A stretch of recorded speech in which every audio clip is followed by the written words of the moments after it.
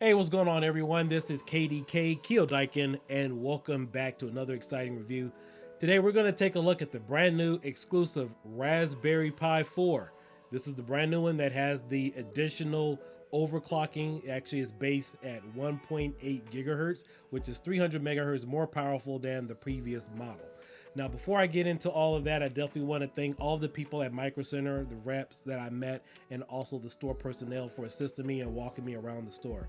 In addition to that, I finally got a chance to meet with one of the representatives who is over the retro department, and we really saw eye to eye on a lot of good things. And I will tell you, there are a lot of big things in store for Micro Center. In fact, I'm really glad I got a chance to meet with them, and so I will cover that in another video. On top of that, unknown to me, one of the Raspberry Pi reps from the Raspberry Pi Foundation was in the store as well. They were going over the display, and so we were talking for a few minutes, and they said, well, Keo, if we told you that we were possibly working on a Raspberry Pi 5, what would you expect to see from it? And so I gave them my thoughts. So that was huge news to me. I'll tell you guys the rest of that conversation in another video. But today we are going to take a look at the brand new Raspberry Pi 4 included with Raspberry BullsEye, which is the new Raspberry OS for the SBC. So these current boards can be found at Micro Center in the store. I know a lot of people can't find them right now if you're trying to order them online, but they are retailing for $54.99, which is pretty much the same base price as the original Pi 4 board. Now, one of the biggest takeaways is I know a lot of people have been trying to figure out where exactly do you find them? How do you tell if you are getting the new board? So on the board itself, it says COT, which is the last 3 or 4 digits of the board. The previous Raspberry Pi 4 model says it doesn't say right, it says BOT. Now there is another distinct way on the board itself to tell the difference. There's 3 additional notches on the board, which you guys can see there on the screen and on the video.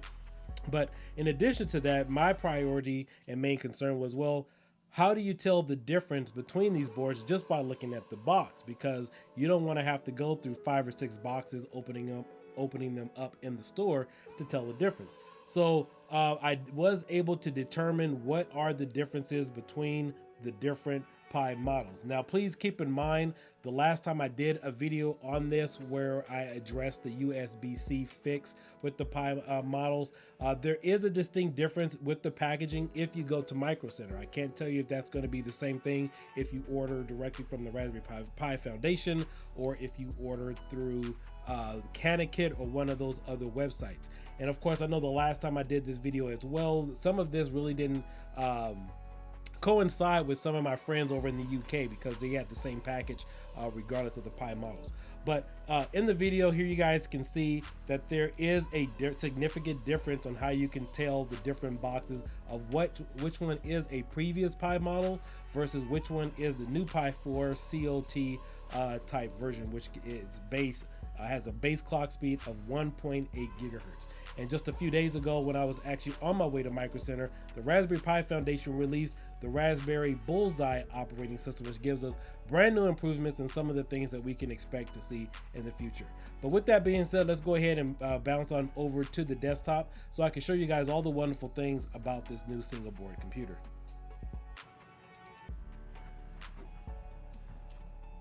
All right, so here we are on the Raspberry Pi OS desktop. This is BullsEye. So before I get into this, I definitely want to clarify a few things. There are a few hiccups with this new SBC. A couple of problems that I've already encountered is when I tried to test some of the video streaming properties through Chrome using YouTube. It worked the first time, but if I closed it and then went back into it, it would completely crash on me. So I found a workaround around that. Pretty much what I would have to do is go back in, clear out the cache, and then it would work perfectly fine. But I would have to do that every time I logged out of the browser if I'm open in a session. The other thing I particularly noticed is if I try to boot the Pi 4, which is right over here, I do have my Pi sitting right over here. Go ahead and adjust it so you guys can see it. So this is the new Raspberry Pi 4. So if I do have my USB dongle plugged in, occasionally it won't even boot. It'll just freeze up and it'll just stay there. Now, typically I've had that happen with the previous versions of the Pi4 and the 8GB model. If I have my send-in light gun or something else plugged in, you know, something of a bigger, higher capacity of device, or if I have it plugged in to USB 3.0. But however, even using the IR sensor for the remote keyboard prevents it from booting occasionally. I've had that happen like 3 or 4 times already, so that was another hiccup. The other one, which I do have a fix for and I will address, is the sound audio issue. If you guys know, the Raspberry Pi Foundation has been experimenting with Pulse audio drivers. Eventually, I guess they're going to maybe do some additional upgrades or something. But when I got this and I installed the OS, there was completely no sound. But fortunately for you guys, I do have a workaround around that in order to update the drivers on the Pi4. So let me go ahead and put this down and I'll walk you guys through it. All right, so here we have the desktop, and I just want to see if it does it right now. Let's go ahead and reboot. Oh, sometimes it does it, sometimes it does. Now, when you first install the software, it does take a little while for it to install all the updates, probably about a good 10 to 15 minutes. That's how long it's actually taken me. And then, of course, it will reboot, and then, of course, it'll log you directly into the system. All right, so it doesn't look like I'm going to have a problem this time. Go back in. Okay, so it's booting perfectly fine. So, but yeah, I have had the issue. If I do have the dongle installed, plugged in, it'll freeze up on the boot. So let's go ahead and we'll pull up YouTube right now. Then, of course, I'll show you guys some of the additional options over here. I have noticed a performance increase, and I am stock right now on the desktop. So we're going to go to the Raspberry options here. Oh, and one other thing I definitely want to mention. The reason why I'm recording from my camera and not doing a screen capture is typically I've noticed in the past when I've used the Pi4 8GB model and the previous Pi4 and I use a capture card, I have noticed that there is a performance decrease or takes a performance hit when I do stream YouTube videos. So that's the reason why I chose to record from a camera instead of recording directly from the desktop.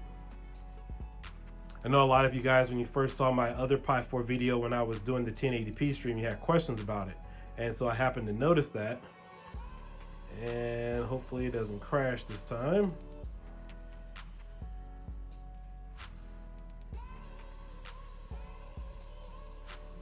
And I believe this video is streaming at 1080 or 720p. So let's go ahead and play it. And then we'll go full browser.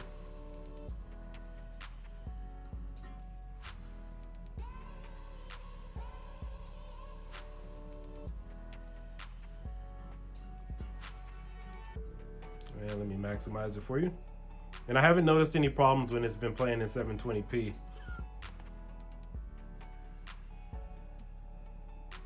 And let's go stats for nerds.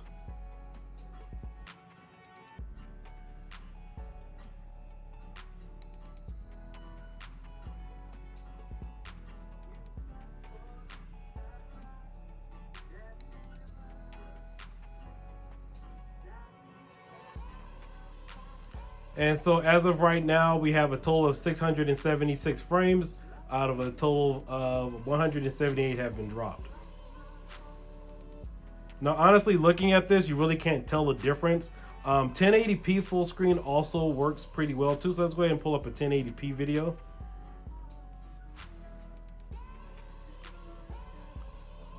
And I will pause that.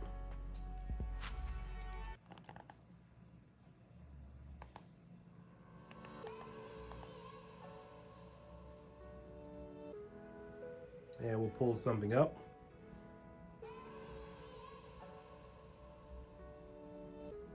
And we'll go ahead and maximize the screen.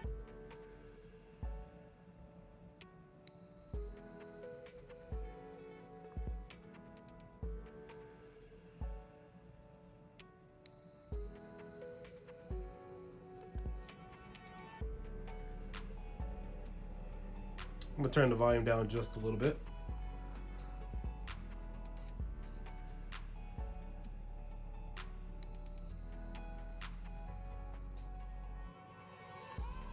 we'll adjust this to 1080p. All right, so there we have it. And so as of right now, we have a total of 257 frames, and out of that, 12 have been dropped.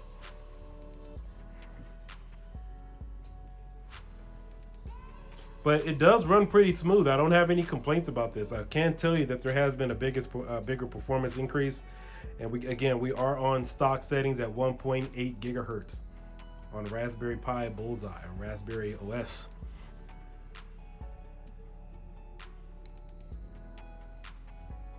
All right, now we have about 1100 frames, and out of that 1100 we have about 24 frames that have completely dropped.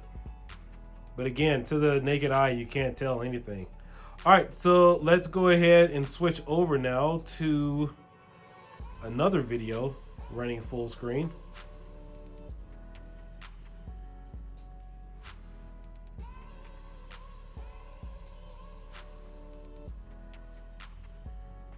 Now I also have loaded some 4K videos, or tried to pull them up, but it doesn't show the 4K rendering on here. So let's do kiodiekin. We'll do Micro Center.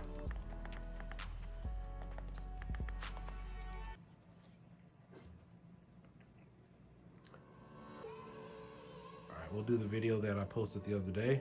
This one is at 1080p, 60 frames per second, so you guys can see how it handles.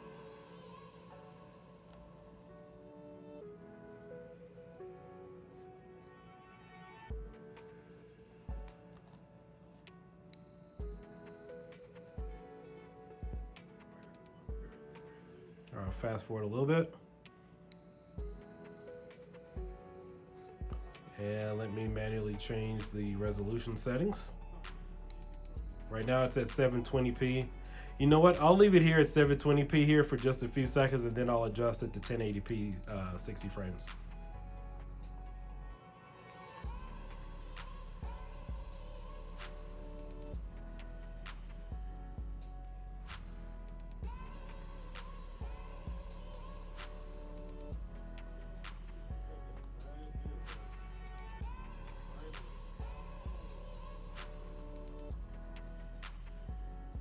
All right, so at 60 frames per second, we have more consistent drops with frames. So out of a total right now, 1677, we have a total of 700 frames dropped.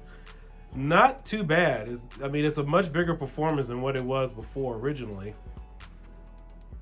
And so because you can get more power out of this if you do overclock it, you can also adjust the GPU memory as well. That might fix that issue as well.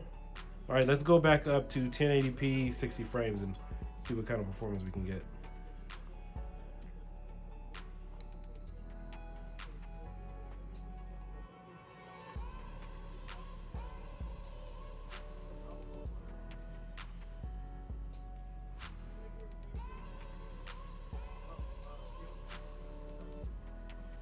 All right, let's go ahead and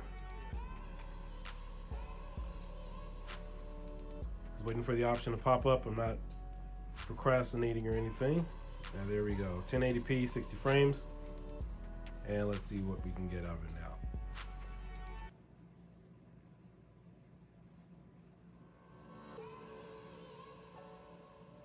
Go ahead and play. So at 1080p 60 frames per second, you can see that it starts to get a little choppy. But again, this is a much better improvement than what we've seen on the other previous Pi models.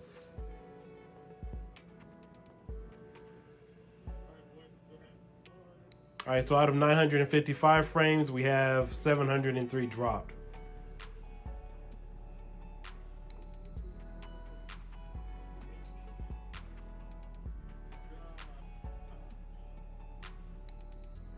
All right, so let's move on over back to the desktop. I'll show you guys how to fix the Pulse audio and then troubleshoot some other things directly on this new device.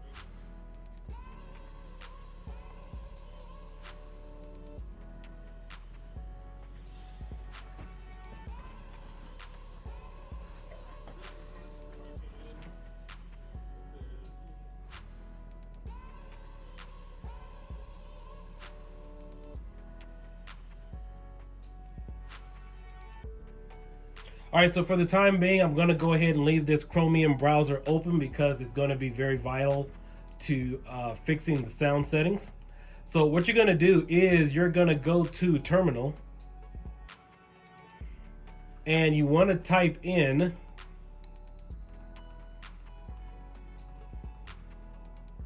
sudo apt-get space install PAVU control.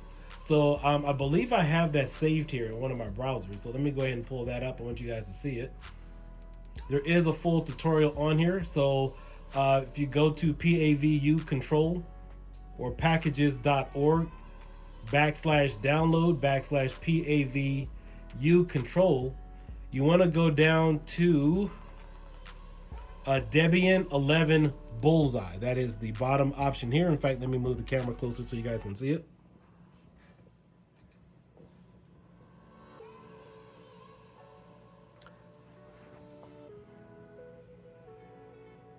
And we'll go ahead and click on that. Now you don't have to exactly go here. I'm just giving you guys the full runaround on how to fix the audio issue. So currently, if you do have the new Raspberry Pi 4, the sound will come out of the headset jack, but you won't be able to get it out of the HDMI. So this will fix that particular issue. All right, so all you have to do is copy and paste this command line, which says sudo space apt-get space install space PAVU control. You want to copy and paste that into Terminal, which we'll go ahead and do. Now I'm not going to install it. I've already done it. So once you hit enter, this will go ahead and fully install PAVU control on your Raspberry Pi OS. Once that is done, typically you want to go ahead and reboot. And once you finish rebooting, you're going to go up here to the option and you're going to click on sound devices or sound and video. And then you want to select pulse audio volume control. So by default, this option won't be here. So for those of you who are brand new to this device and you're playing around trying to figure out your sound, the only thing that you're going to see is VLC media player. You have to run this command in Terminal in order to get it to work. So you're going to click on that.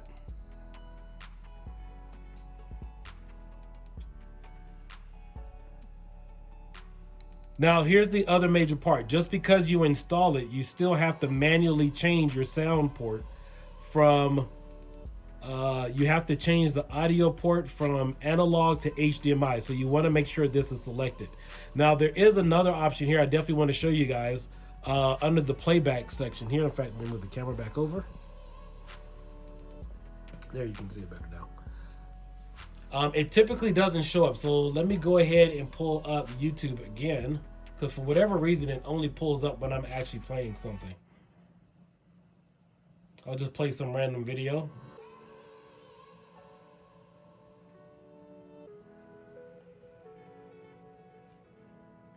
In fact, I'll just turn down the sound on my TV so that way it's not affected by the system. All right, we're going to go back to sound, pulse, and audio. All right, so as you guys see, this new option popped up. So this is very important to make sure that your sound is coming out of the browser. So once you already have Chromium open with some type of video source or whatever playing, you want to make sure that you scroll down and select, let's see, sound and video, pulse audio, volume control. So you'll have two options. One will say built-in audio analog stereo. So this is the option that will pop up after you initially install the software. Once that is done, you need to scroll down and click built-in digital stereo system for HDMI. Once that is done, your sound issue will be fixed on your Raspberry Pi.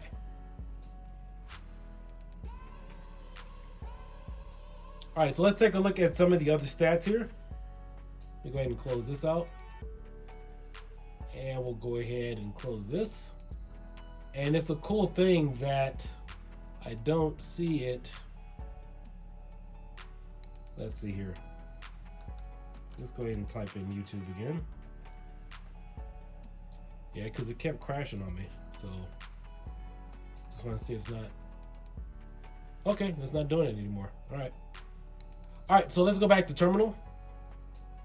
And in terminal, we are going to type in VC Gen MD space measure temp. Now, currently our temp is at about 49 degrees Celsius. I've had it on for about several hours, but around stock, the temp on this is really significantly lower than what it was originally on the other Pi units. The other Pi units came in at about maybe 75 degrees Celsius, if you guys remember when the Pi4 first launched in 2019. So now this is a dramatic drop for cooling, even though I do have a case on here and a heatsink. My temps are usually around 35 to about 40 degrees Celsius. But again, I've had this on all day, so it has jumped up to 49 degrees Celsius.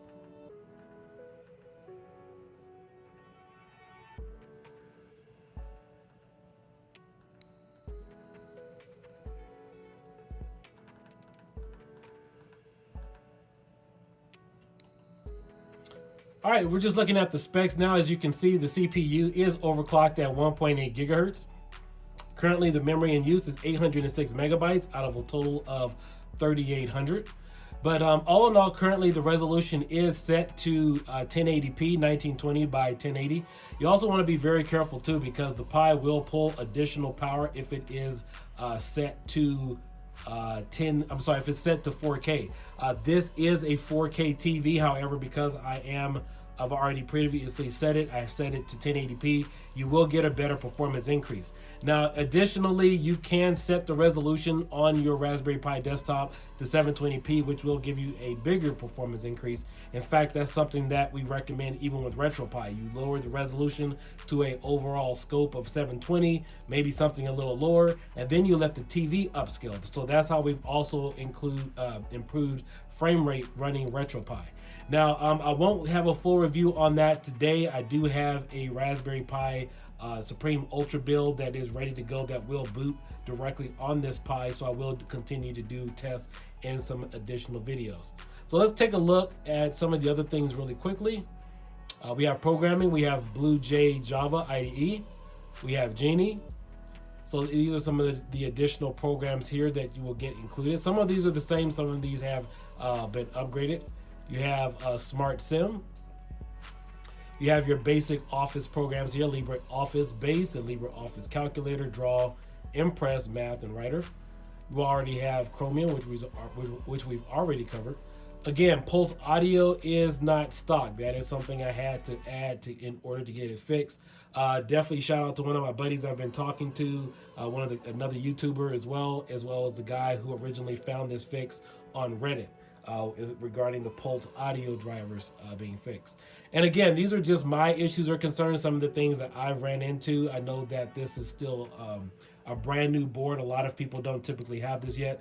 My reviews and everything that I might have right now may be a little more different than what you guys find out there once you get these boards out there, or additionally when the Raspberry Pi Foundation releases additional firmware updates, maybe addressing some of these issues.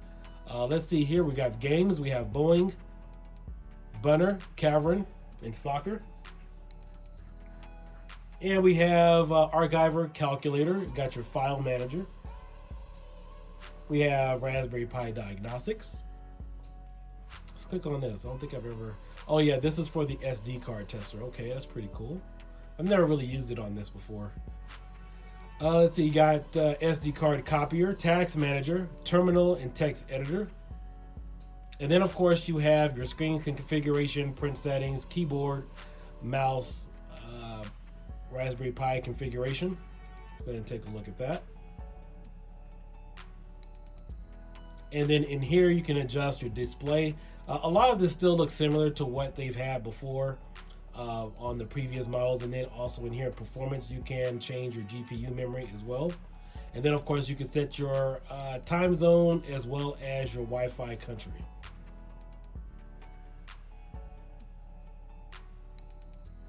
But as far as my biggest takeaways from all of this, I do consider this a more superior desktop performance compared to what we initially have seen on the previous Pi4 models and the Pi4 8GB model. I didn't play around too much with the Pi4 Pi400 on desktop, but this is a lot better. It's a smoother transaction and a much better, cleaner experience for me in general. But again, guys, this is kiodiekin. I hope you guys enjoy this. I will have several more tests on this as well. I do have some additional Linux operating systems I will load on here and a few more coming videos. But I definitely just wanted to get on and give you guys my first impressions about the new board and all the things that you can expect to come with it. Again, this one has some hiccups right now as far as the YouTube, the USB ports, and also too, the other thing that I noticed is when I try to pull out my infrared or even one of my USB connectors, it's a little tighter. It's almost as if when you plug in the USB connector, it feels a little tighter, like it's crimping on to the USB connector when you pull it in, and then when you get ready to yank it out.